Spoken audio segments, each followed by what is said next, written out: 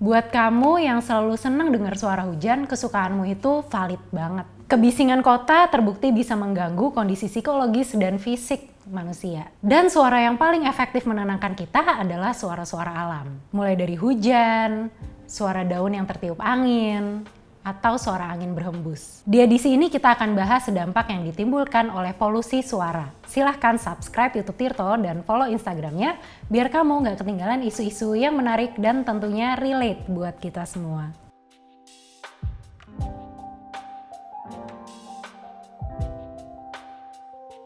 Orang-orang yang rentan terpapar polusi suara adalah mereka yang tinggal di kawasan perkotaan. Terlebih yang tinggal di dekat kawasan industri, bandara, stasiun, atau jalur perlintasan kereta. Keluhan sehari-harinya mungkin sebatas suara bising. Tapi paparan kebisingan secara konstan dalam kurun waktu panjang bisa menimbulkan dampak negatif terhadap kondisi psikologis dan fisik. Pada 2018, Guardian pernah mengutip perkataan Yutong Samuel Chai, epidemiolog di Imperial College London. Dia bilang, ada bukti konsisten yang menunjukkan kebisingan lalu lintas dapat memicu serangan jantung. Yutong menganalisa data kesehatan 356.000 orang di Inggris dan Norwegia.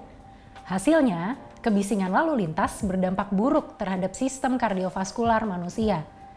Penelitian lain dari European Environment Agency menyebut, per tahunnya ada 10.000 kematian, 43.000 pasien yang masuk rumah sakit, dan 900.000 kasus hipertensi yang diakibatkan kebisingan. Sementara studi dari tim London School of Medicine menemukan ada hubungan antara suara bising dengan gangguan diabetes tipe 2. Suara bising memicu timbulnya hormon stres kortisol yang bisa merusak pembuluh darah dalam jangka waktu lama. Salah satu laporan Fox berupaya membuktikan hal ini. Mereka melakukan eksperimen terhadap 2 jurnalisnya. Ketika diperdengarkan dengan suara pembangunan di kota, tekanan darah jadi lebih tinggi. Hal sebaliknya terjadi saat diputarkan musik lembut yang menenangkan. Telinga manusia hanya bisa menoleransi suara sekitar 55 desibel. Sedikit lebih kencang dari volume orang mengobrol biasa, yaitu 30-an desibel. Volume di atas itu akan berdampak buruk terhadap tubuh kita. Contoh, suara kereta melaju adalah 100 desibel. Demikian juga dengan pesawat yang baru lepas landas. Menurut WHO, volume suara jalanan yang ramai sekitar 80 desibel. Suara mesin pabrik dan konstruksi bangunan setara dengan 100 desibel. Suara sirene perlintasan kereta, ambulans, atau mobil aparat juga lebih dari 55 desibel. Bisa dibayangkan ya gimana stresnya kita-kita yang tinggal di kota? Ini baru satu pemicu. Menurut pertimbangan WHO, jika seseorang terpapar suara lebih dari 85 desibel selama 8 jam per hari, atau jika seseorang mendengar volume suara 100 desibel ke atas selama 15 menit berturut-turut, maka fungsi pendengarannya akan berkurang. Nina Kraus, Profesor Ilmu Komunikasi, Neurobiologi, dan Otolaringologi di Northwestern University pernah bilang gini, bahkan level suara yang biasa saja kalau didengar dalam waktu yang cukup lama, misal bunyi sirine truk sampah, pengering rambut, pendingin ruangan, bisa menyebabkan kerusakan pada jaringan otak yang bertugas mengekstrak makna dari suara. Di ranah psikologis, suara bising bisa mengurangi kadar dopamin di dalam otak. Hasilnya, fungsi otak bisa jadi tidak optimal dan berdampak pada gangguan belajar dan ingatan. Penulis Paige Towers pernah menuliskan pengalamannya di The Washington Post. Dia cerita, sejak tinggal di kawasan Upper East Side New York, Paige nggak bisa merasakan ketenangan.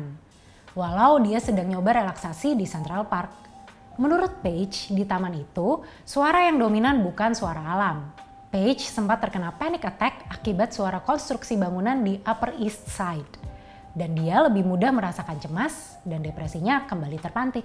Ini adalah kota tempat tinggal pertamaku yang gak punya akses ke alam.